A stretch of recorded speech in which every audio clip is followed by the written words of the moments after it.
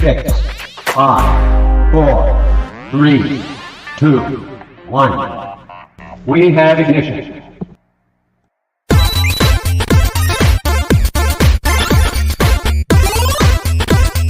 The Geek Week in Review.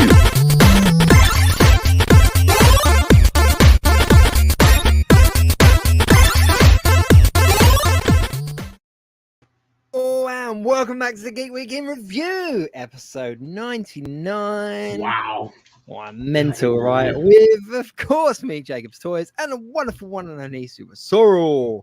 There's no Ryan Speaks Geek here this week. He didn't want to be here for the 99th episode. But no, we joke. He is away. He's doing something sexy. I don't know. He's off somewhere. I didn't even catch where he was this week. Just said he couldn't make it for some reason. But anyway. Episode 99. That's mad. That is mad. If you're new to the show, check out geekweekinreview.co.uk or any of our channels.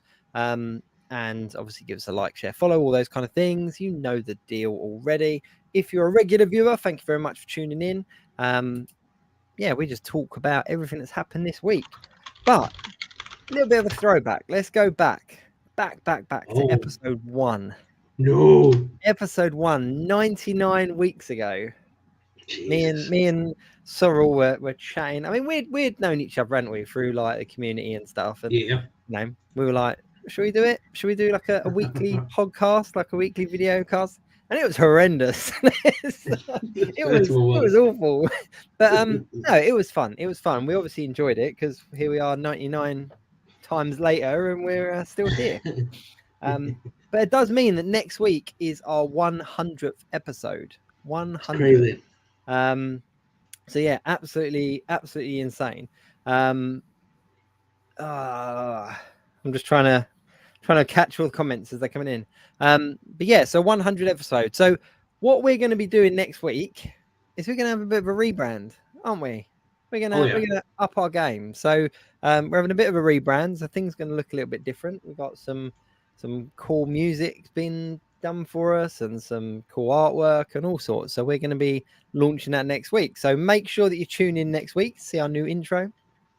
Yeah, it's all cool. How you been this week, Sorrell? Been good. I just got back from Doncaster Unleashed Comic Con, so I'm absolutely knackered at the minute, but I'm good. Nice. Were you hosting or were you like, what were you doing? Did you have a stall or did you just pop I had my stall there, yeah. I had my stall there, but I was out. I went round and picked up a few things as well. Finally got my hands on the NECA Splinter, from the Teenage Mutant Ninja Turtles crossover line. Yeah. Yeah, and look, just like that, conveniently got it at hand. Oh, cool. Finally got my hands on the Van Helsing Splinter. Van Helsing Splinter. That is a crossover no one knew they needed. That's just exactly. Awesome. I love the things on the back of the boxes. I like old school horror things, and they say on them like, "Cunning with a crossbow, he has the tools for taming terror. The marvel at this razor sharp rodent." That's awesome. Just quick shout out, Tac Toys with Film. How you doing? Started with a click. Shelley, how you doing? Bethany Beth, nice to see ya. Joby One, hello. Thanks for the shout out in the week, Joby One. That was much appreciated. We always love it when people kind of give us a little bit of shout out, a little bit of credit. So that's really cool. Thank you very much. Yeah, I haven't really had much this week. It's been quite a quiet week for me. I had like loads of stuff turned up a couple of weeks back. And yeah, bit of a quiet one. Oh, he's finally here. So from Double Box Toys, they had them in stock, and on May the 4th through May the 6th, they had a 25% off on their website. So this was marked down to a reasonable amount. So about 130 quid, I think I paid for them overall. It was 160 something. So I'm sure I watched an unboxing video. No, I've not unboxed it yet. I did a video where I kind of like opened the box from the box toys. And that's the got one. a bit excited about it. But yeah, I've got a full unboxing to do. But yeah, it's one of the Galaxy's Edge ones, so it'll interact with my R2. That's cool. Yeah, can't wait to see how it interacts and stuff. That is wicked. Something exciting has been announced though from Diamond Select. A Yeah. Blade is on the way. He is Yep. on the way to comic book stores now. Have you got one on the way? He's on the way to me. Yeah, me too. Me too. I am well excited. Well excited to get my hands on that one. Oh yeah. Yeah. So our friends over at Diamond Select, obviously sending us out one each. Yeah, it just looks really cool. It looks really cool. I love Diamond Select delivery days. I really do. Always so much fun. He's managed to get me the SuperSorrell and Apocalypse as well in the same box. So I've got 3 Marvel-y ones to play with. Oh, you got an Apocalypse. Oh, I don't know if he's got me an Apocalypse. I didn't ask. I didn't ask because I know it's been so hard to get hold of. I don't know. That's why I asked. I haven't been able to pre-order. Well, I don't pre-order. I haven't been able to get one, so I was like, right, I'll just ask the question. And, Connor, where do you buy Diamond Selects in the UK? I mean, we're very fortunate that Diamond Select work with us both and send us stuff out. But there are a lot of retailers out there that do stock Diamond Select. You can actually get direct from their website, but obviously you then got to pay your delivery charges and stuff. But yeah, you literally just put in Google Diamond Select and you'll see a whole list of different retailers. I know Zavvi have a bunch in stock as well as a lot of the independent retailers. Obviously, we recommend I think we both kind of use Comics and Cocktails quite regularly. Props and Replicas.co.uk, they're another good one. They always get them in. Yeah. And of course, the big, more popular ones, things like Apocalypse, like Blade, like Beta Ray Bill, all those kind of things. Most of the independents will get them. If you're looking for the more kind of niche ones, you've got to kind of shop around a little bit. But interestingly enough, a lot of the Diamond Select figures turn up in shops like B&M as well. Not so much all of the Marvel ones, but the kind of the Cobra Kai turned up in B&M recently. What was the other one that turned up? Showed up in B&M. I'm not sure about B&M, but I know in Poundland they got like Jack Sparrow, Bruce Lee, and the Crow. Yeah, not for £1 though. They weren't being sold for £1. That'd be unbelievable. But yeah, I mean, I used to get Diamond Selects from like local comic book shops as well. Like before Legends were massively like imported in the way that they are now. Selects used to be the ones that were kind of readily available back in the day with like the early ones, like the Wolverine with the wolves, and like all the wolves and stuff like that. But yeah, Bethany Beth, are you both getting Master of the Universe Origins Snake Mountain? I'm not. I'm not. A little bit of a throwback to here to debating ordering the Colossus from Diamond Select. Yeah, Colossus is a good one. Definitely a good one. I'll get back to Bethany's Master Universe thing. Connor, while we're talking about Diamond Selects, I always found that the bigger characters scale really well with the 6-inch figures as well. So your things like your Hulks, your Juggernauts, your Colossus, all those kind of things, they scale really well with your 6-inch figures, depending on what line you collect. So if you collect Legends, for example, Diamond Select definitely scale well. Like the Juggernaut just looks a lot more imposing. The Red Hulk looks a lot more imposing. But because they are 7-inch figures, you need to be a bit more careful and a bit more selective. So things like your Human Torch. The Human Torch is an awesome one, but he's a lot bigger than the Marvel Legends Fantastic Four. So you kind of got to mix and match, or just kind of stick to one. But Bethany, go on. I was gonna say I like the Beta Ray Bill Diamond Select opposite like a Marvel Legends Thor, just because he's a little bit more imposing. Have you got him yet? For like a battle scene. Yeah, I got the Diamond Select one. Yeah. Yeah, see, he's on the way to me. He's on the way to me. I didn't get him. The Beta Ray Bill yet? No, I got a few other bits and pieces. So, but yeah,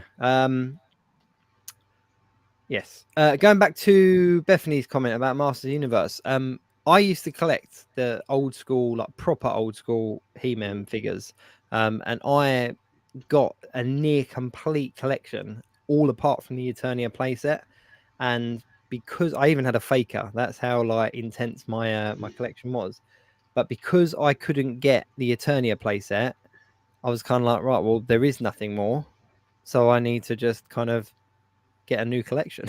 So I kind of debated it for a little while, and then I kind of got rid of it all. And now they've gone down that kind of retro line, haven't they? They've started releasing figures that we never got, and new updated Castle Grayskull, Snake Mountain, etc., etc. I did recently get into the Revelation figures.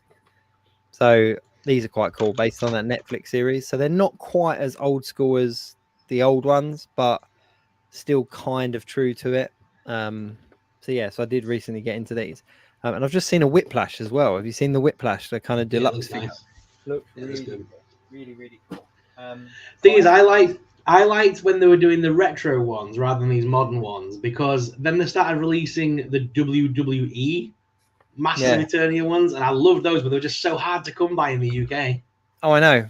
So I got He-Man, I got Skeletor, has to be done. Nice. Merman was always a favorite of mine as a kid, one of the figures, so I had to get him as well. Also got Spycore, just because he's a cool looking figure. And I got the Savage He-Man as well, because it had the Orko in it. Have you not got Skelly Glow yet? No, I haven't got him yet. I will pick him up. My game have got a Skelly Glow if you need one, because he's awesome. I love that. Oh, really? Yeah. Oh, yeah, no, actually, I'll chat to you then. I'll get him. But I actually picked this up first, because I was going to turn that Savage He-Man into, what's his name, from Marvel Legends. Oh, yeah. And I got it, and I was like, that Orko is cool. So I ended up getting loads. But I got a few more in the post, but yeah. I love He-Man. He-Man was like a proper one for me as a kid. And I really enjoyed that Netflix show. So I was like, yeah, I'll kind of cross over my old school old school kind of collection with the new stuff. Evening Stark, how you doing? The Origins figures are cool. They're definitely very cool. And there was a Castle Grayskull recently in, like, I think it was at Christmas in TK Maxx. It was like 50 quid, like the new Castle Grayskull. But it's just, and they did the crowdfunding Eternia playset. Like, it's such a big line now. But yeah, for me, it's the Netflix series. They kind of scale well with what I've got already, and kind of hit that nostalgia at the same time. So yeah, me and my daughter have gone down a slippery slope this month. What have you got? Very slippery slope. Well, we started with the modern Monster High stuff, because I remember when these came out back in the 90s, right? Yeah. We started with these, but then a friend sent me a link and said, you do realize they've made like loads of like ones that look like Dracula, and they've made like Pennywise, and Chucky's just been released. I'm like, what? Yeah. So I found the wonderful world of Mattel Creations now that make special versions of these dolls, and they're all on Amazon. And well, they were on Amazon, but I bought them all, and now I've run out of money. So wow, this is my new slippery slope. Me and my daughter are collecting them together. That's cool though. Like I like the Monster High. I got quite a few of them for my daughter when she was a little bit younger. Actually, probably the same type of age your daughter was at. And it was just kind of a way of her having dolls, but not having dolls. Like, she kind of liked them because they weren't girly and dull. Like, that's doll-like. What Paige said. Paige, this is really sad, right? Paige said this. She said to me, when she plays with Barbie, she doesn't see herself in Barbie. But when she plays with the Monster High doll, she feels that's more appropriate. Like, that's more her. That's like cool. a bit darker and a bit like broken, as she called it. She called them broken. That's cool. That's cool. But one thing that I've been loving is she comes with us to the Comic Cons, obviously, because like we go quite early in the morning stuff. She comes with us to Comic Cons, and she's been going through like the bins on people's like stalls, and like finds like some people have just like selling the outfits for them and things like that from like the ones back in the 90s. Yeah. So she's been going through all the little bins of like picking out random bits of outfits and putting them together with her dolls. And yeah, we've got a right little wardrobe going on. So we had to buy the skull thing to put it all in. That's a film that potentially could be made soon. Like with the hype of the Barbie movie. Can you imagine like a live action Monster High kind of Disney-esque, zombie-esque kind of? It'd be really cool, I think. Andy H in the comments said they're making a second season in the Netflix Master of the Universe. Yes, I heard that. Very excited for that one. Talking of Amazon as well, did you see that Galactus popped up on Amazon this week? Did he really? Wow. Yeah, just shy of £600. Popped up on Amazon. Problem is that we called this weeks and weeks ago when Galactus was kind of up for pre-order and stuff, and there were so many people putting in multiple orders and then dropping out. We said that there was going to be so many kind of just made and just left, and that's why they've been everywhere, haven't they? You're looking it up now, aren't you? I am. Yeah. I'm still there. Yeah, it's just everywhere at the moment. So you've got independent retailers with Zavvi had it as well. Did you see Zavvi had a Zavvi had a Galactus? few, didn't they? Amazon's got it. There's a handful of the retailers have got it. So it's exactly what we said. Damn! There are They've got 12 multiple. left. 12 left in stock. If you buy it now, you'll have it Thursday morning. £595. You know what? You can do it. Oh, this is dangerous now because Yeah. you can do Amazon's 12% APR thing. So basically, you can pay £52 over the next 12 months. Oh, that's dangerous. Get me off Amazon right now. Get me off. Yeah. But that's of course that's obviously if you're approved though. Do you know what I mean? Like you need to be careful with that one.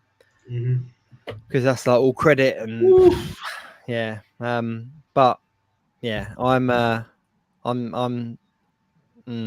thing is that it's out there. It's out there everywhere. And I think that it depends how, like, it's that game of kind of action figure chicken, I think, because there are so many out there. And the fact that we've seen it pop up on numerous independent retailers, numerous big retailers like Zavvi and Amazon, and they've all got a handful of stock. Like they're not, it's not hundreds, but they've all got a handful of stock, which mean there are lots of Galactus floating around. They are eventually going to be lower priced than £600. And I don't want to say I feel sorry for people that bought them as an investment, because I don't think you should buy action figures as an investment in that respect. But the price isn't going to hold the way that it did with like the Sentinel and the Sail Barge, because there are so many floating around. And it's the first HasLab that we've seen available, well, almost a year now, isn't it? Almost a year later, you can still buy it new from a retailer, which is a slippery slope for the HasLab project as a whole. Speaking of which, actually, while we're on the HasLab kind of train, we haven't had any announcements yet of the Marvel HasLab. We still don't know what it is. But also, have you seen the Raymond Rider, the third party? Oh, the third party one. Yeah. So this is really cool. This is really, really cool because you can get so I was doing the maths, and you can get the car that all lights up and opens and does all the things that the Hasbro one did, but more. You can get the add-on pack that makes it into sort of converts it from a Blade car into a Ghost Rider car.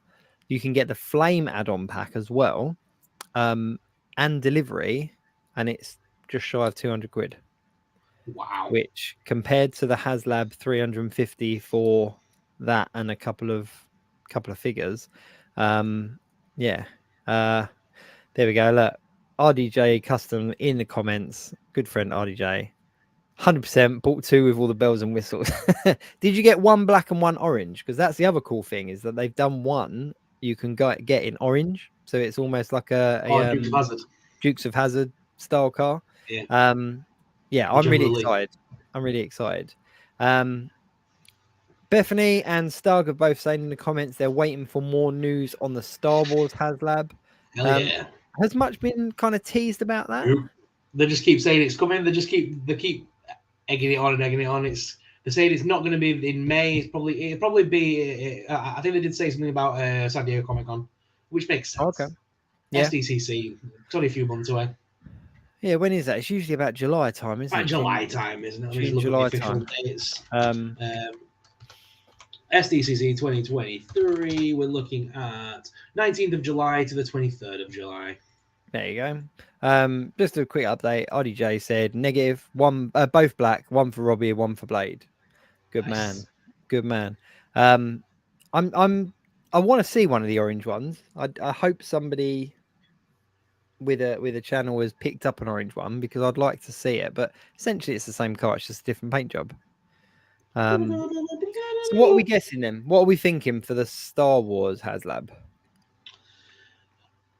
With it being, I'd love to say what I've been saying all along, which is it's the return of the Jedi anniversary. It would be cool to get the Ewok village. I think that would be a cool one. Yeah, I think it's a no-brainer, really. I really do. I think it's the fact that they've given us a couple of them, a couple of the Ewok sets as well recently. You know, all in TBC. I did say back at MCM when I did the interviews with the Hasbro guys, when I was talking to the Star Wars people, Unfortunately, it's an interview that didn't go up because the audio wasn't clear. They were wearing masks and stuff still. But I did talk about an Ewok village as the next HasLab and talked about all the stuff that we'd discussed and the potential for add-ons and all that kind of stuff. And they were a bit coy. They were like, "Oh yeah, that's a cool idea." Yeah, and like, "Oh shit." But yeah, they were a bit coy. So that would be very, very cool. We thinking a playset then? Are we thinking a playset, not a character? Yeah, I'm definitely thinking a playset this time. They tried the character thing; it didn't work. I think it works in TVC. Does HasLab? Yeah, because it is world building. I think when they do things like the big sets, like the barge and things, it's world building. People will display on that for years. Do you not think collections? Do you not think that they're potentially going to go down the Mandalorian route? They could do, but they've already given us the N1. What else could they give us? Yeah, but how well did that sell? Like that was, you know, I don't know whether it's some kind of playset. You need somewhere to park. You need somewhere to park the N1, and everyone loved Pelly when she was around with her little Ewok, with her little Jawa friends and some droids. Well, that's what I was just thinking. A big circle set with the billet. You put the N1 inside of it, or the thingy inside of it. Potential to add characters and all the rest of it. I'm just trying to think because if they went down the Mandalorian route, it's going to appeal to a much bigger audience because there are, as we said before, there's kind of your casual Mandalorian fans. If they go down the Ewok, it's very much like definitely just Star Wars fans. They're relying on the complete fan base to fund it and put it to production. But yeah, I don't know. I'd quite like to see a Mandalorian one. What if they did the same as what they did last time with a ship, but made it in 6-inch scale? That'd be huge. It would be massive. Yeah, Cool, cool, can you imagine the detail on it? Yeah, Like, well, they could do the N1 in 6-inch. That would be feasible. About the right size, isn't it? Be about what that? I mean, that's definitely something. That's feasible.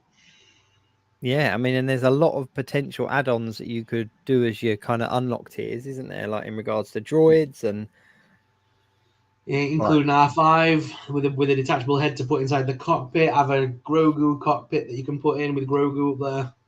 Of course, you'd get like another Mandalorian in like his Sunday best Mandalorian kind of thing. Lights and sounds effects. Yeah, that's a good shout. That's not a bad shout, actually. That could definitely be one. So what toy news we had? Let's move on to actual toy news from this week. What have we had on the thing? We had a couple of Marvel Legends. Sorry, go on. No, go on. So we had a couple of Marvel Legends stuff, but nothing too major. We'll start with what I think, honestly, we all know about, which was Hasbro's Marvel Legends reveals. So we had a 2-pack for Guardians of the Galaxy. It's a very cool 2-pack. Yeah, Drax obviously in his comic book form. Yeah. And Moon Dragon. Yeah, I haven't jumped on this one. I might be the exception to the rule, but I wasn't overly fussed. I think it's just because there isn't a huge comic books Guardian of the Galaxy collection out there at the moment. I think they're building it. So we've recently had Yondu, we've had the Ronan the Accuser, and we've had Star-Lord all in their comic book attire. Now we've got these two. That's another 2. So I'm going to pick these ones up because I'm slowly building up the new version of the comic book Guardians as they seem to be releasing them one by one. Yeah, I think that's my problem. I mean, I'm if I knew that they were all definitely coming, I think I'd be more excited about this. Problem is, I've collected Legends long enough that I've seen the time where they would just do a random character and then you would wait years before they did another one. We've still got teams that are kind of unfinished and we're still waiting on characters. So I'm kind of like, are they just a bandwagon here with Guardians hype, or are they actually building it? I'd like to think they were giving us a new line of Guardians, but I'm not necessarily bothered if they don't give us Gamora or if they don't give us Rocket Raccoon again. It'd be cool to get some other characters. I know they've given us like a comic Drax, but it would be cool to give us the other versions of that we've had over the years. Yeah. in the comics as well, because there's so many cool. Obviously, like Moondragon's a new character, so that's pretty cool. Thing is Drax looks so different in his comic book setup than he does in the movie, whereas like Rocket Raccoon is very similar. Okay, he's a bit more cartoon looking, but it's a very similar figure. Whereas you could have this Drax next to the MCU Drax, and they look like completely different figures. And I think that's what I liked so much about the recent Star-Lord character, is that he does look very different to any of the MCU versions. I don't know. I might pick this up. I will say though, it was better priced than some of the recent 2-packs. I think this was about 50 something pounds, wasn't it? Whereas the other ones have come up much higher. So it's cool to see that the price is slightly adjusting. Maybe that's a sign of things to come. Hopefully. I was hoping out for a new because like there's been so many versions of the Guardians over the years, so many variants and stuff. But I was hoping out for maybe getting a Nebula with the gauntlet. Would be my favorite, and a new Adam Warlock as well, like a retro Adam Warlock. Yeah, we do need like a retro one. There hasn't been one for a long time, since like Toy Biz days. Yeah, because the one we got last time from Marvel Legends was quite a modernized version, wasn't it? The black and red. I'd like a proper old school version. Yeah, I do hope that they go down the cosmic route and they kind of give us these characters. It'd be cool. It would be a nice addition. You know what I'd also like, and I haven't played it, but I would like some of the costumes from the game. Like, there's some very cool looking costumes in that Guardians game. And it would be cool if they kind of gave us that. They've kind of given up on the Gamerverse. They have, haven't they? Like, apart from Spider-Man, they've not really pushed anything else out, and I think that's a shame. It's real shame because they've had some really good games out. They've had some really popular games out. But everything like Midnight Suns, like there's the whole roster there from Midnight Suns. There's obviously the Guardians game. There's all the characters that are in the Spider-Man games. It's just a shame that they haven't really pushed. That the only game that they really put figures with was the Avengers game, which was the biggest flop in the last like however many years, which is it's a pity. But of course we also saw Hawkeye. He got an announcement, didn't he? His release. We saw this one, didn't we? Back on one of the live streams, and I was trying to work out the differences between this and like the retro card, and the obvious difference is the soft goods skirt, sash, whatever you want to call it. Which I'm not a fan of. I'm not really a fan of it. But they couldn't have done him with the Sky Cycle without giving him soft goods, because he just wouldn't have been able to fit on it. The other one is the belt across the top, across the torso. There's that addition there, and it's a different head sculpt. It's a much better looking cow, and that's the only thing that's kind of tempting me at the moment, that this would be a better version of Hawkeye to put on my classic shelf. I'm not bothered about the Sky Cycle. I think it's a bit naff. I'm probably going to get cancelled for saying that, but I just think it's a bit naff. I was never a fan of it. It was, and like in the games when he would like come flying in on it and then jump off, it was like, it just makes him look inadequate compared to like the other guys that are like flying in themselves. And then you've got some weird kind of hover chair thing. Like, it's like, what is the point of it? What is the point of that? No idea. I'm not up on the Sky Cycle. I have no idea what it's about. It's just lame looking. It's just like, it looks like something out of the Jetsons. Like, and it just doesn't work. Like, for me, this is my opinion, but it just doesn't work with the character either. Like, he's there in like blue and purple, and then you've got this like metallic-y looking, like, I don't know. I've never been a fan of it, so I'm really not fussed about this at all. Not fussed about it at all. I think I'm one of probably the only people skipping most of the new Avengers announcements, to be fair. I'm really not bothered for them. I've skipped over a lot of them. Like, I'm actually shocked in myself how many I've skipped over. Skipped over quite a few of them, which really surprised me, because usually I'm kind of all over it. But yeah, was that it for Legends? Yeah, we've got a couple more Hasbro announcements though. So don't forget we're going to be rolling out on May 16th for the Transformers I'll do the Transformers news as Ryan's not here. Get ready to roll out for the new Transformers live stream on May 16th, 11 a.m. ET. Do you think this is going to be tied in with the movie, or do you think this is separate? I think this is separate. This, I don't know what Roboson is, but that's obviously what this is going to be, some form of crossover line. Transformers X Roboson.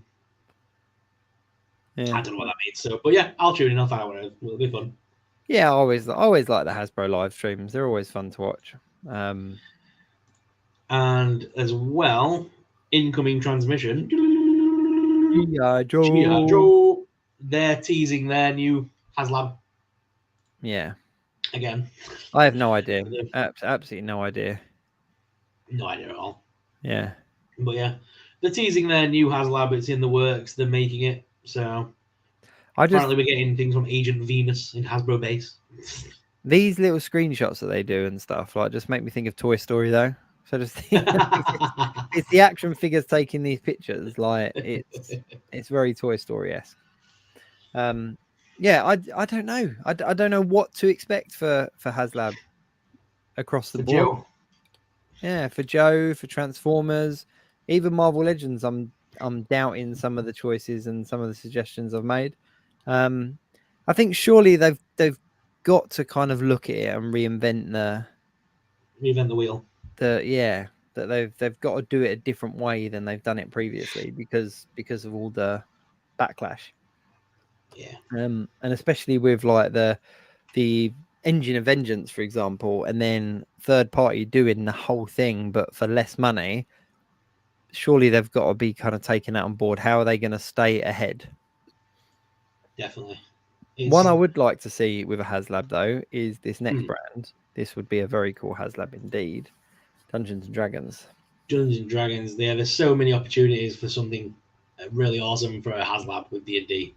Yeah. But I got really excited with this announcement. I know you were as pumped for this one because obviously we do have the other Dritz. This is obviously based on the books by R.A. Salvatore. So this is like in the Dritz we got with the Panther. Imagine that's like the later Dritz that's like all singing, all powerful. I've got multiple swords and I'm going to kick your ass, Dritz. Yeah. This guy is more the adventurer versions. This is like his earlier stories. Yeah. This is the R.A. Salvatore series of books that came out based in I forgot the name. It's Neverworld or something, and then it's I'm sure it's called Neverworld or something daft, the name of the books. But there was like a series of books anyway that had this character in it. It became a big D&D legend. This character from the books and comics and everything. He's been featured across the board from like books to comics to cartoons and all sorts now, anime and. You know what I am finding a bit confusing though is the Golden Archive tag, because they obviously used that with the film merchandise and now they're using it with the comic game book merchandise. So it just seems like a kind of a global tag. Yeah, it's their like Legends Black Series. Golden Archive, just the name of their thing. Yeah, I get it.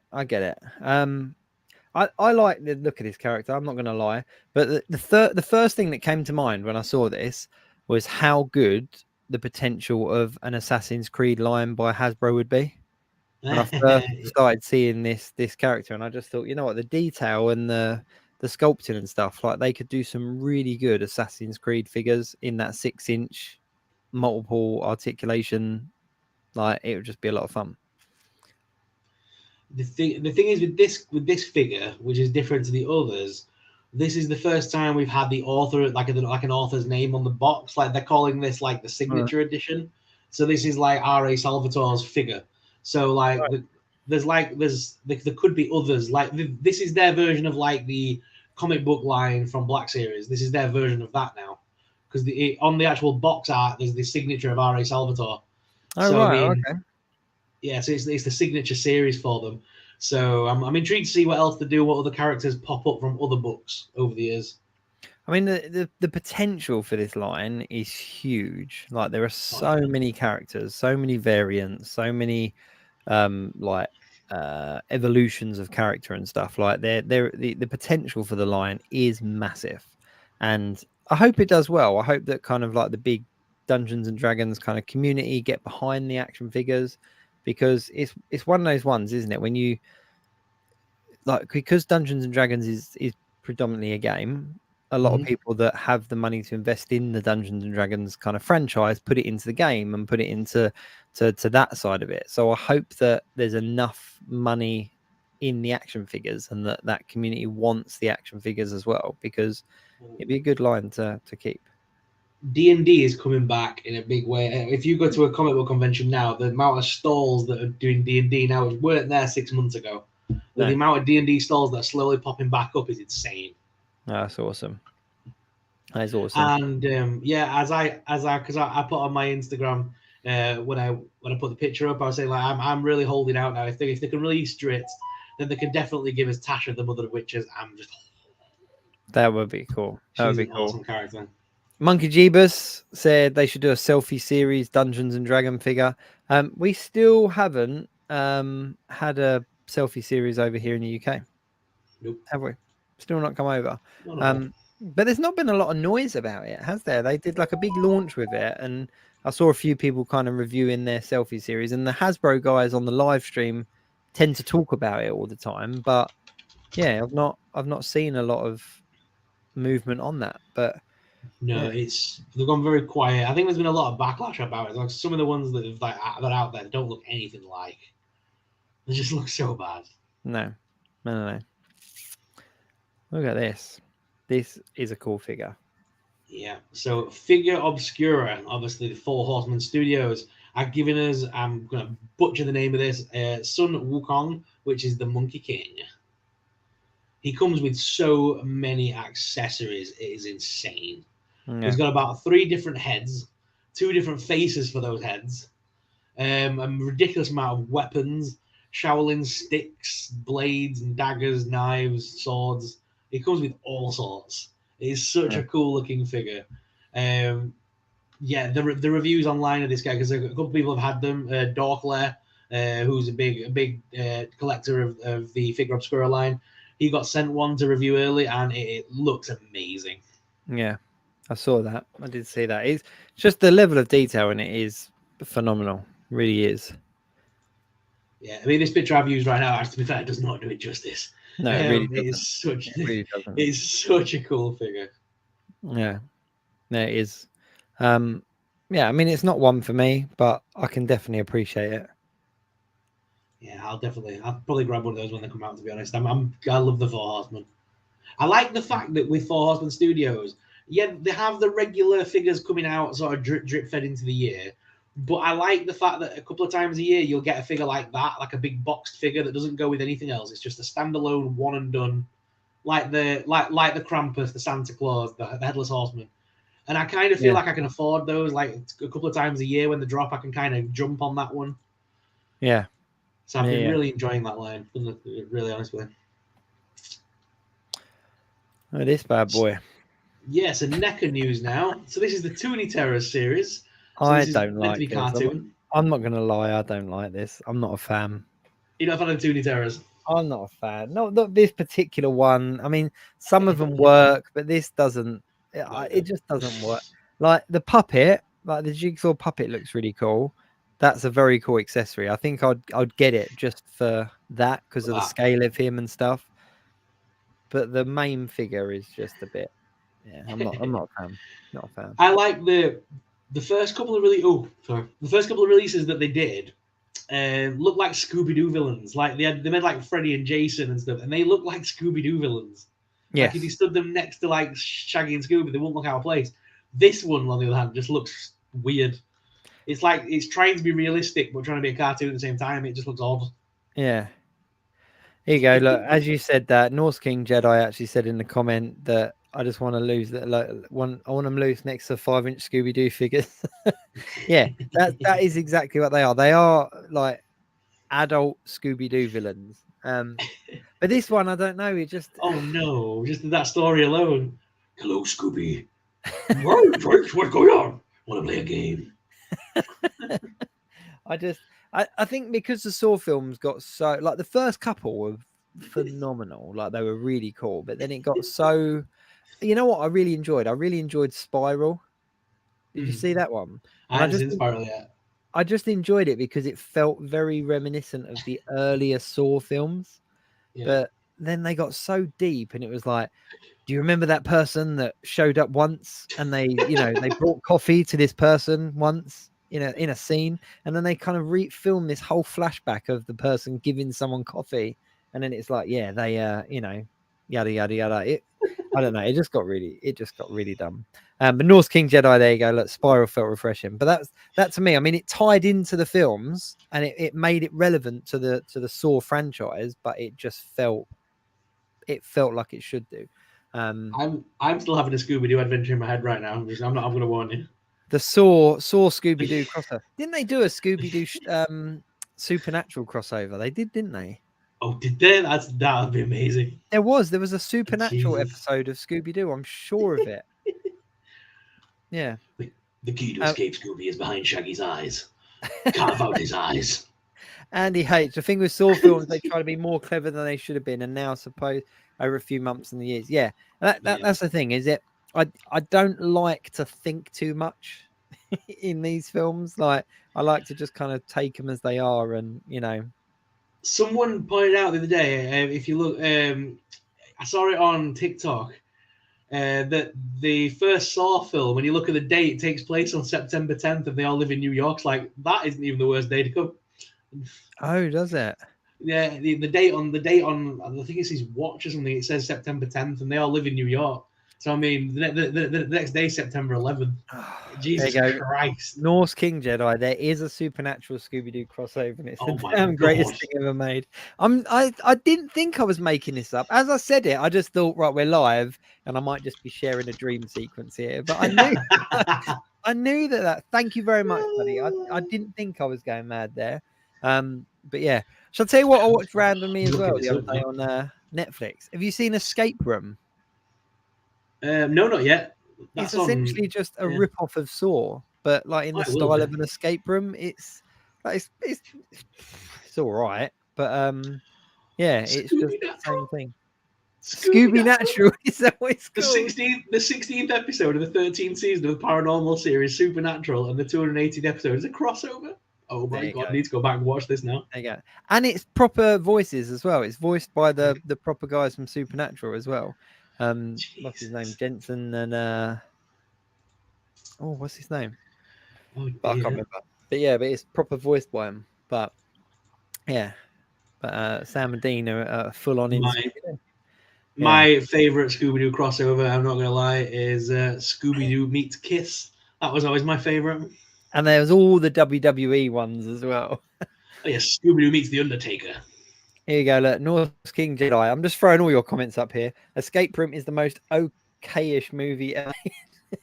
It really is. It's kind of like, it's almost like someone had the idea for Saw without realizing that Saw had already been made. And it was kind of, escape rooms are popular at the moment. Let's make a scary movie about those. But then they made a sequel, and that's how I found it, is that it popped up, and I watched the sequel, and then I was like, oh, this is a sequel. And then I went back and watched the first one, and I was like, oh, this is a series. This is not good. Speaking of series, though, The Nun. The Nun. So yes, this is the new version of The Nun by NECA. This is the Ultimate Nun. So we've already had the cloth retro version of The Nun, as they call it. Evolution, Ultimate Nun. I know. This is the Ultimate Nun. This is the 7-inch scale ones. The ones that they released last time was they call it the retro cloth, and they're like 8 inches. This one's more of a regular scale NECA. It comes with the portrait. Imagine that conversation. Like, what do you want for Christmas this year, Sorrel? Can I get the Ultimate Nun figure, please? Oh, yeah. But she wasn't scary to me in the films. I just didn't find her as a scary character. The one thing that made me, sorry, I've just seen someone put Smash next to the Nun. Jesus. The bit where she runs with the portrait, which is why I love this figure. The bit where she comes out. Dude, you're killing the comments this week. But yeah, that was the scariest bit to me. I don't think she was scary other than that. But yeah, the bit where she runs her Yeah, with the yeah, painting on her face. yeah, that bit was good, but then how they kind of, it was one of Use them the ones nun where as a standalone character and try and give its own film. That was so bad. yeah, they, but they took a scary part of the film and tried to make a whole spin-off of it, and I was like, come on, like, don't, just leave it, let it be. And that's what I think that's what scary films are missing nowadays, is that they're trying to make everything into its own franchise, into its own standalone story. And it's kind of like, if the nun was left as that little bit that was there, it would stay in people's minds, but it's too big of a franchise to be scary now. It just looks like someone in a bad Halloween costume. The thing is that I don't think they helped themselves when they made the third film. The devil was inside me, or whatever it was called, and it was about it wasn't necessarily supernatural. It was more to do with like devil worshippers and stuff, and it was like, they didn't. They needed to stick with that Exorcist style vibe they had going of different hauntings in different houses, and just kept that going. Yeah. I would love to have seen the film about them doing Amityville. That would have been a good movie to do, like a crossover Amityville with, with the Conjuring universe. That would have been awesome. Yeah. 1/6 shooter waiting for Winnie the Pooh blood and honey figures. Yes, mate. Someone's gonna do them. Someone's gonna do them. Yes, mate. But they would be quite cool. They would be quite cool figures, regardless of how kind of low budget and cheesy the film might have been. They would be some cool. Can you imagine the Pooh figure with some of like your Disney toy box figures or something? It would make for a good photo. Let's be honest. One thing that NECA did give us as well, just before we move on, I'm sharing this from Instagram. They gave us this photo when they were announcing the nun. They gave us this photo in the midst of their little reel. Yeah. Can you see what's on the table? What we could be getting next? What, the crow? The crow's mask, isn't it? It's the mask from the crow that's the mask in the film that he looks at to do the face on his. Yeah. But what else is that? That's a teddy bear, a doll. They're all things from like Conjuring and stuff like that. They're all things that were on the table in the Conjuring. So why would that crow mask? Because it's coming up to the crow's anniversary, so NECA are clearly saying we're going to be doing the ultimate crow next. Oh, so they've just dropped it. I think that's their little Easter egg of saying we're going to do an ultimate Eric Draven. That would be cool. That would be. It's coming up to the anniversary, isn't it? Is it 30 years or something? 35 years or something?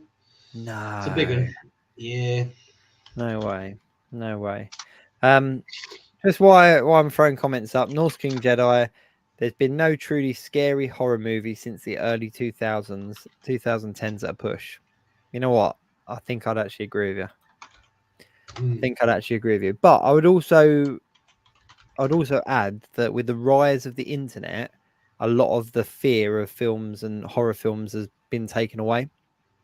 Like I remember the original Blair Witch Project coming out, and that film is crap. Like, it's dire when you actually watch it.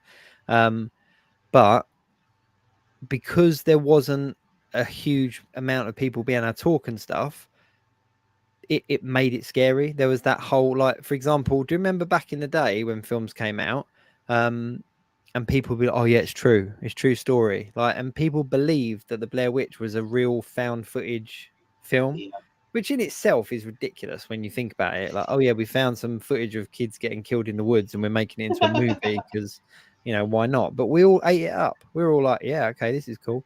And I remember it terrifying me. Like, when I watched it, I went to cinema and watched it, and it absolutely terrified me, which I'm a bit embarrassed to admit. But when I rewatched it, I was kind of, oh, it's not as bad.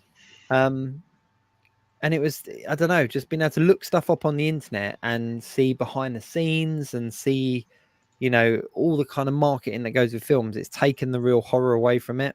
You need somebody to kind of come out of nowhere with nothing, like, and not give anything away anywhere. That's when you get a scary movie. Andy, I think you hit the nail on the head. It's not the crow. It's a limited edition Sting figure. It'll be an ultimate Sting figure. Everything is ultimate. Let's be honest. Speaking of wrestlers, I watched. It's quite an interesting one for collectors on Netflix. I think it is the King of Collectors series. Have you seen that advertised? Or no. Yeah, so it's King about collectors. It's about a auction house that basically collect. There's no action figures on it, although they did tease it. But it's all about trading cards and sports shirts and things like that, and how they go to auction, and all these people with huge, like, £1 million collections and stuff. And Ric Flair's on there just randomly because one of his robes has come up for auction. But yeah. I'm just having a look. Yep. Andy, yep. I'm not even going to put that comment up on the screen because those three, that, you know what, those type of videos where you had to kind of really search to find it. Like, it was kind of, oh, have you seen this? What have you seen this video? And you had to really kind of look for them. You had to, or someone had to send you a link. Whereas nowadays, you just type it in Google and you find stuff. Yeah. I'd say a film that really terrified me as a kid as well, or not as so much as a kid, more as a teenager, was the Japanese version of The Ring. To this day, like, have you seen the Japanese Ring? I've seen the Japanese one. Yeah, it's a lot more horrific than the. To this day, when I go up in the loft, I still do a 360 before I fully go up in the loft, because there's that scene where he goes up in the attic and he turns around and she's just there. Yeah. That's the fuck. Oh, I still put in, like, and I know it's ridiculous, but yeah, that proper done me. And shall I tell you how I came across it? Like, because The Ring came out in the cinema. This is like 80s parents at their best.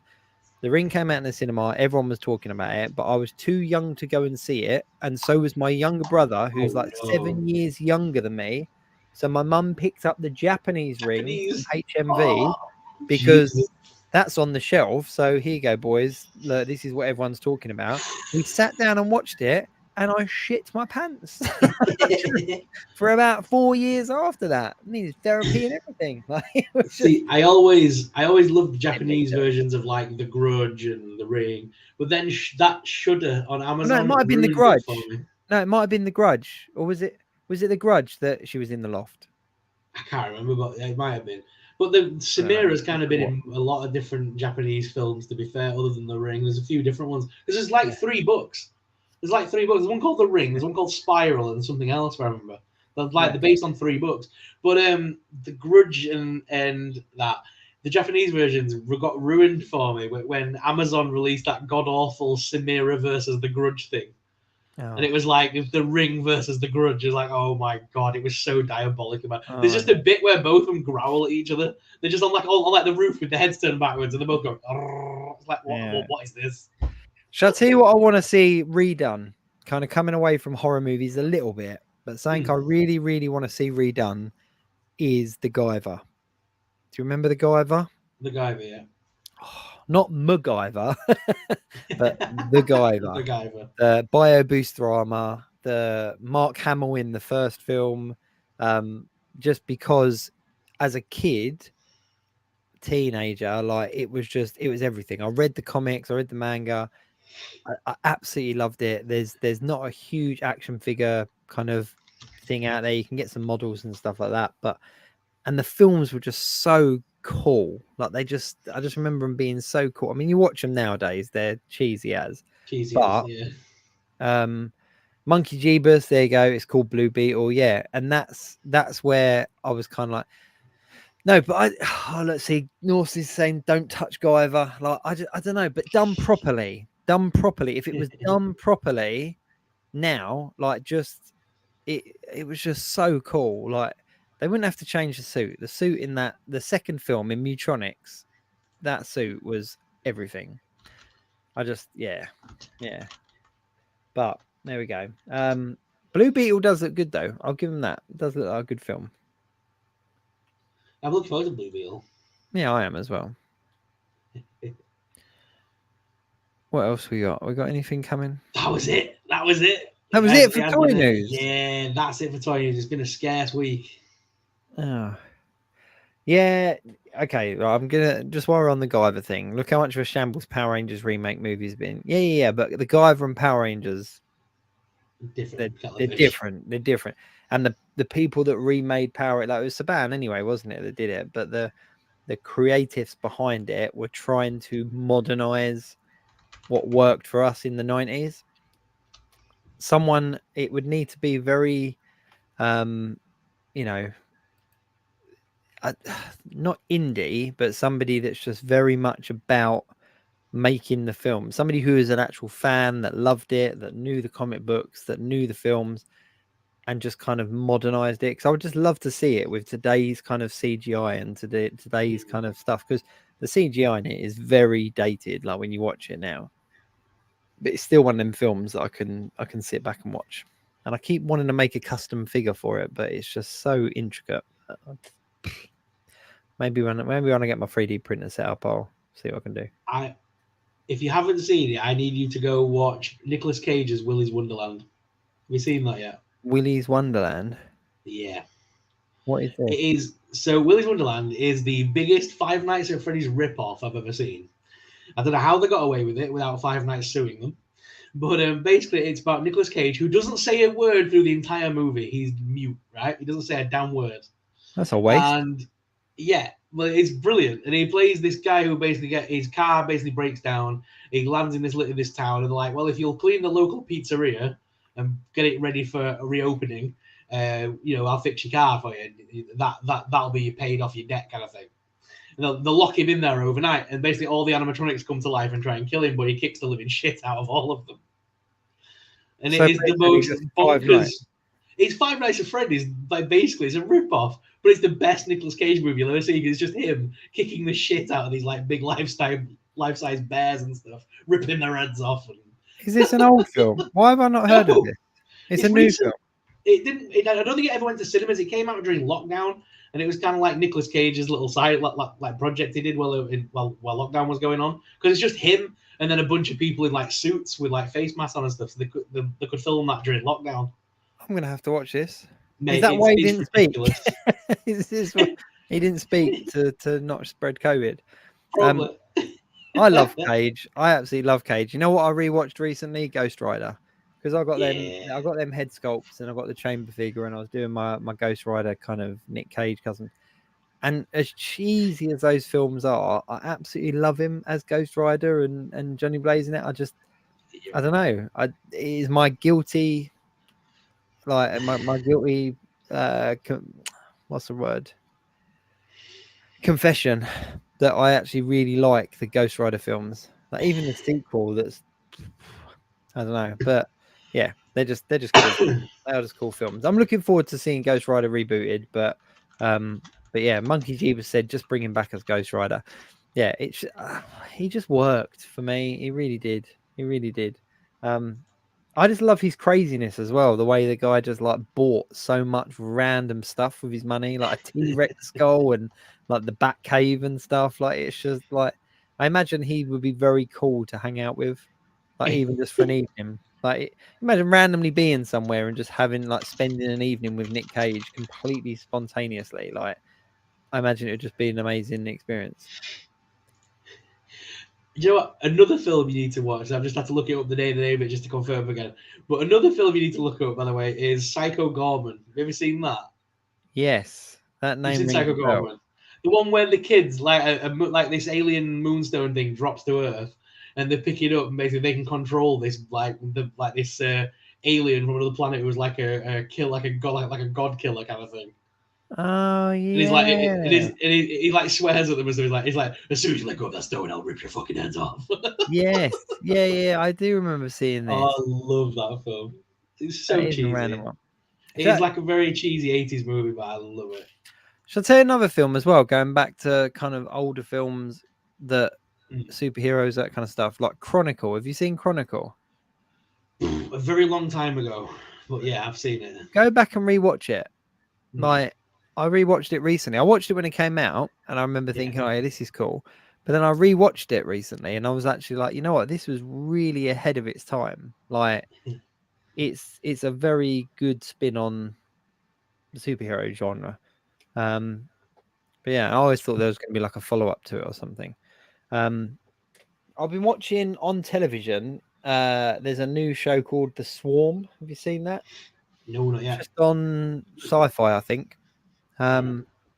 Really random one. Really, really random one. Like if it's on sci-fi, it will be. It's a high budget one, but basically all like the animals in the sea start going a bit mental. And like the first episode, for example, you see a pod of orcas attacking a whale watching boat and eating everyone. Like it's random. And then there's this kind of ragtag bunch of scientists and marine biologists and stuff that kind of all come together to work out what's going on. And I haven't watched the end of it yet, but I think it's aliens. I think that's what it's sci-fi. It's kind of given away. I was kind of like, there's a good chance this is going to be aliens, like a very good chance this is going to be aliens. So, but it's kind of binge worthy. It's it's just that kind of put it on in the background. There was a TV series like that, like on Zoo. Netflix. Yeah, the Zoo, where all the animals go nuts. Yeah, I got really into that. Me and my wife used to got really, really into it, and the first series was really good, and then it kind of got a little bit more and more. It was based on a book series, but it just I don't know, just got more and more unbelievable. But yeah, I really enjoyed the first one. But basically, I was sat there, and my wife didn't watch this one with me, and she came in as I was watching the end of the first episode, and I'm sort of on the edge of my seat, only because I'm like I've got a thing about the sea anyway. And then she's like, "What are you watching?" I was like, "Oh, it's called The Swarm." Basically, like all the animals in the sea have gone like mental, and no one knows why. And she went, "So it's basically just zoo in the water." And I was like, "Oh, you ruined it for me." Yeah. Andy H there. There was supposed to be a sequel for Chronicle a couple of years after, but yeah, there wasn't there? And the rewrites and everything messed it up. And I think it tied in with writer strikes as well. I'm sure it tied in with writer strikes at some point, I think. But yeah, I don't know. I'm quite glad that it didn't. Cloverfield, right? Oh, Cloverfield. The original Cloverfield, just kind of tying back to what we were saying about kind of pre-internet days and stuff, like that came out at the time where you couldn't find anything out about the monster because there was no information on it. And I think that it wasn't a scary film, but playing into the idea of the internet kind of ruining movies. Because Cloverfield, the kind of payoff at the end wasn't as great as I thought it was going to be. But the hype about what this big monster was. And do you remember the poster? And there was all these websites trying to pull apart parts of the poster as, oh, look, there's this here, and look, there's this here, and all that kind of stuff. And then they made some ridiculous sequels, and one in a bunker with, what's his name? John Goodman? Yeah, John Goodman. I was like, yeah, whatever. And then one in space, and I was like, wow, fuck off with that. It's just, yeah. Andy H said that there's going to be a follow-up to it, to Chronicle. Cool. I'm cool with that. I'm cool with that. Sorry, what were you going to say? Nope, it's gone now. It's gone. It's gone. Gone. Yeah. I wonder. I don't even know where Ryan is. Usually he messages at some point and kind of reminds us. Yeah. Oh, that was it. The Tim Burton 2, Beetlejuice 2. Did you see that it's officially going through filming and stuff right now? Like they're officially starting filming and things. I'm scared about this. Oh, yeah, I'm not. It's Tim Burton again, and William Dafoe has joined the cast now. Yeah. Obviously, it's got everyone. It's got Wednesday Addams in it. Everyone's favorite heartthrob at the minute. Of course she is. She's going to play the daughter of what's her face's character, isn't she? You know it's going to go. It's going to be the next generation kind of thing, isn't it? You reckon she's going to be her? Yeah, makes sense.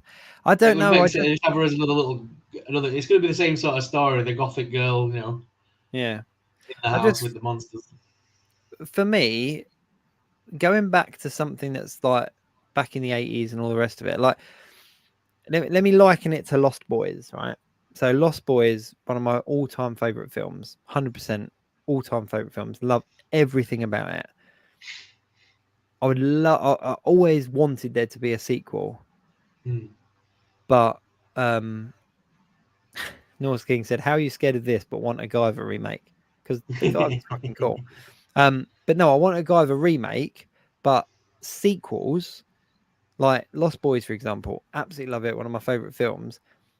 And I always wanted a sequel, and then there was a sequel announced, and then the 2 or 3 sequels that came afterwards has completely kind of like diluted what Lost Boys is, if that makes sense. Yeah. Because once you release something that is an extension of the product that's already out there, it dilutes the original. It's like Dusk Till Dawn. Dusk Till Dawn was a really good film, and then they released the sequels, and it just diluted it and just tainted it. And Beetlejuice. But the thing is with Dusk Till Dawn, the third movie, The Hangman's Daughter, that is my guilty pleasure. Dusk Till Dawn with cowboys and vampires. Oh, yeah.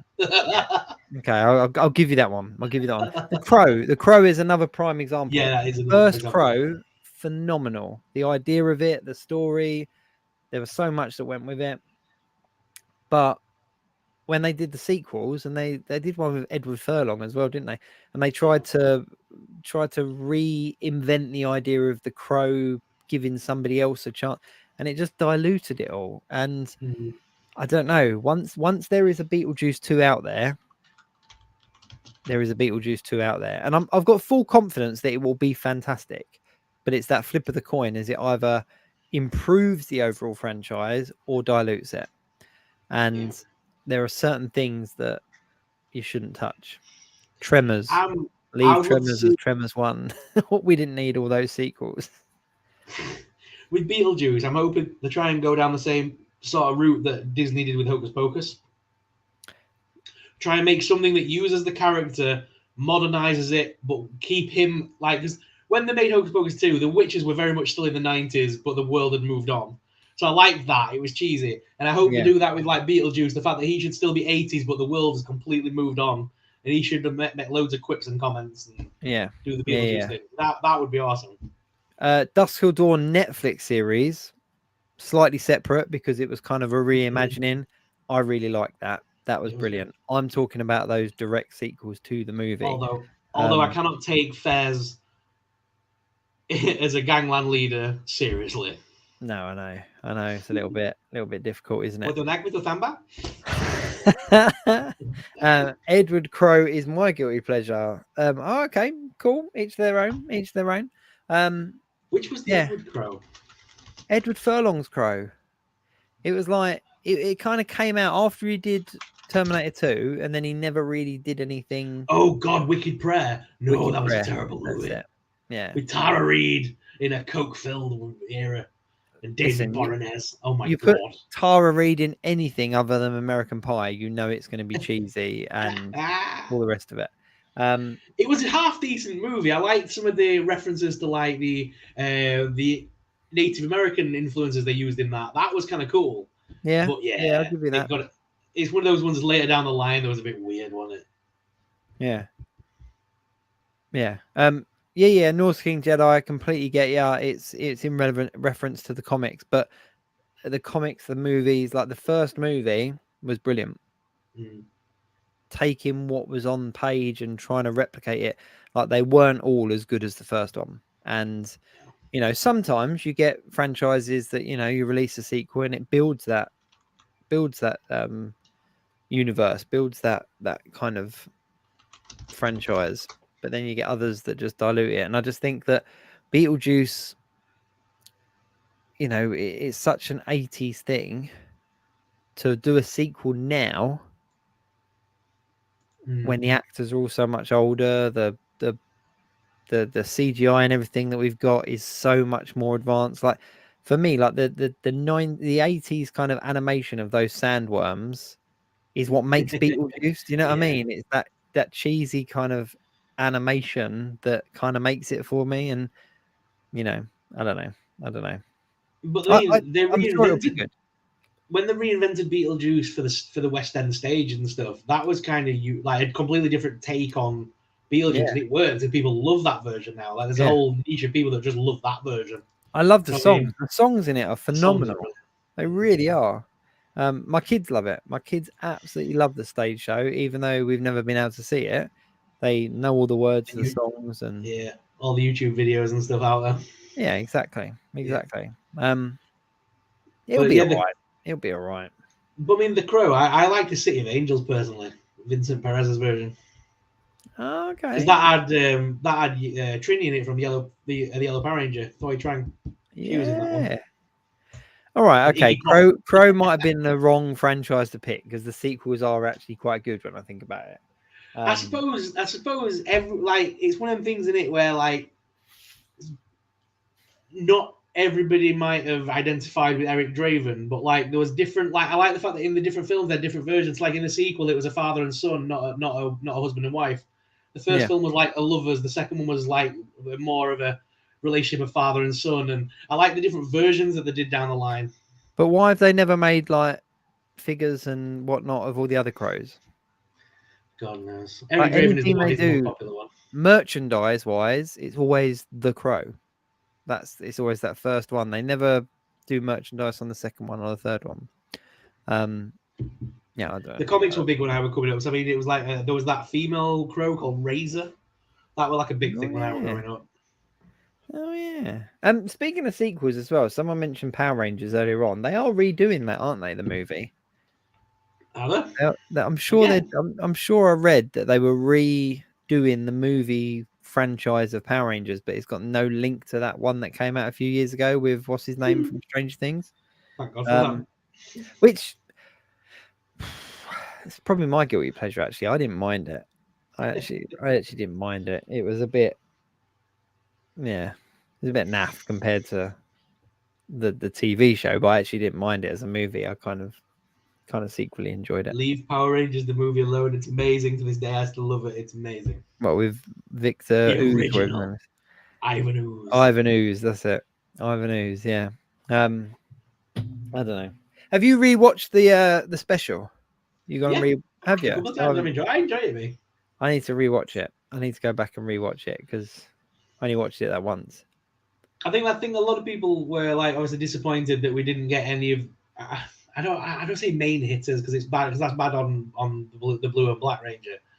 But this was their story because obviously when we were kids it was always about Tommy and Jason. And this time they kind of took those Rangers away and let the other Rangers take the lead for the change.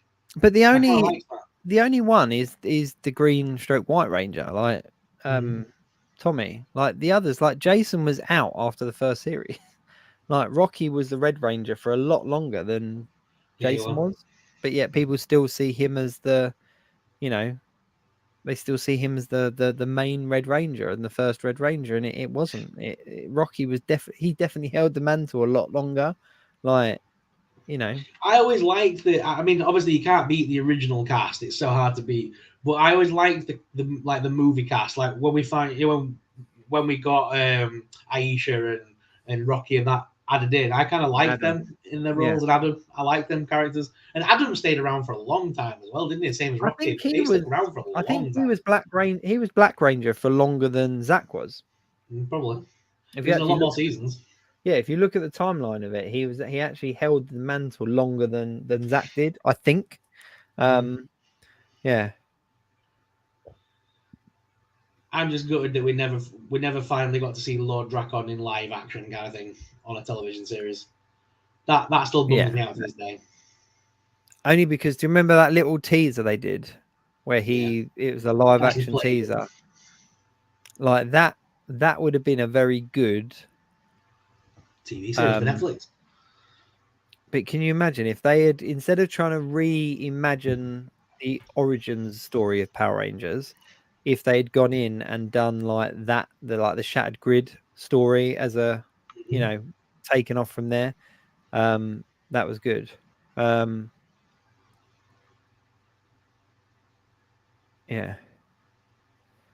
There we go. Andy, just reading it. Yeah, I agree. I think that they should have been suited up.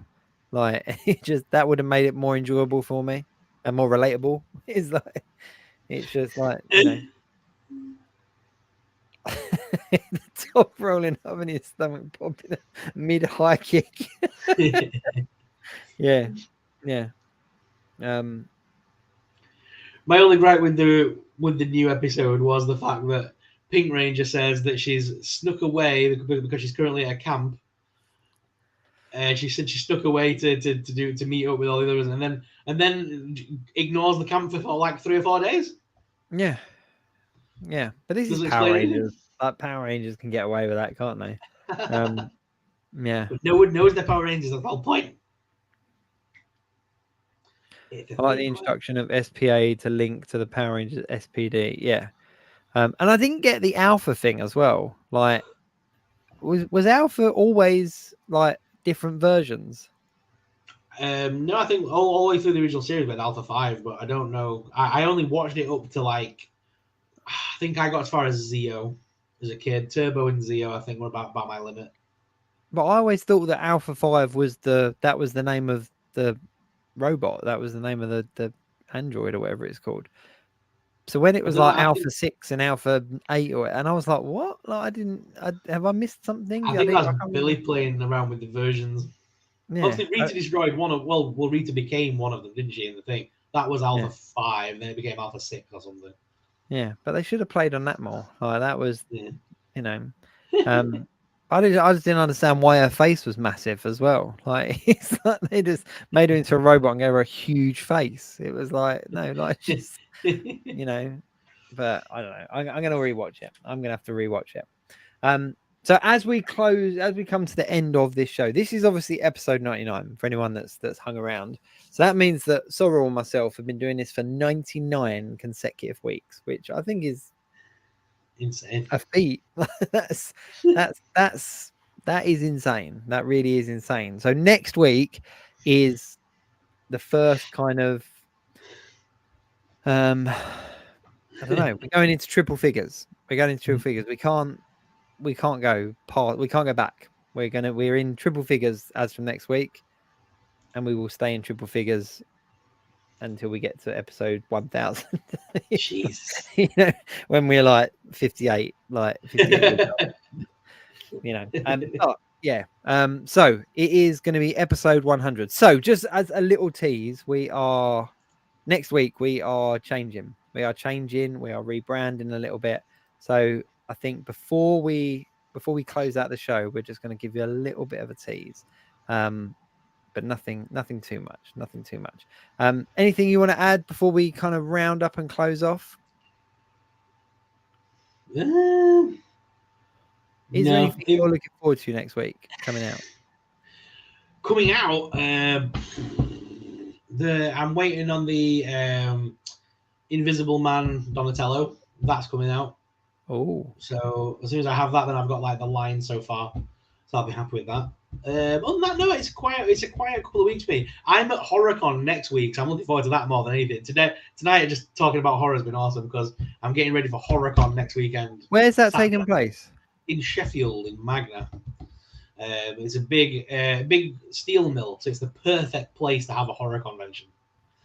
And it's such a cool event. And Robert England's going to be there, and a few others like the cast from Hellraiser. It was the second film. I forgot the name of them. There like three of them. Yeah. Them three are basically there. And then Heather Langenkamp's going to be there for Freddy as well. And Kane Hodder, Jason. Wow. It's a good lineup, so I'm looking forward to it. That's awesome. That's really awesome. Oh, man, I'm a bit disappointed now. That's a really cool lineup. When are you expecting your Diamond Select delivery? Do you know? I have no idea. He basically placed it for me this week, and then whenever it turns up. A week or so. I have no idea. No idea. Hopefully next week though. That'd be quite fun to kind of come on the show with some stuff to talk about. And I'm looking forward to getting to annoy the hell out of Ryan, because in about a week's time, hopefully in the next week, I'll have a Transformers box drop on my doorstep to celebrate the new Transformers movie from Hasbro. Oh, nice. Yeah, I need to. No, you know what? I'm not massively into Transformers. I'm not even jealous. I'm just. I enjoy them. They're cool. I collected them as a kid, but I'm not. So Hasbro got in contact because they know that I like a good blind bag. As Ryan always says, I'm a bugger for a blind bag. Yeah. So they released these mini Transformers in these big green packs that are currently out in Smiths and stuff. Yeah, they're like mini Transformers. They've sent me like a whole wave of them to play with, and cool. and a remote control Transformer as well. Whatever that is. So I'm looking forward to seeing what that is. It's from the new movie. Oh, nice. No, I like my mini mate Transformers. That's about the extent of my Transformer collection at the moment. I've got a couple of the crossover ones, but that's about it. Right. So before we leave, let's just tease. So we're not gonna let's just change. We're not going to show anything massive. We're not going to show anything massive. But as from next week, well, our brand's all changing. So that oh.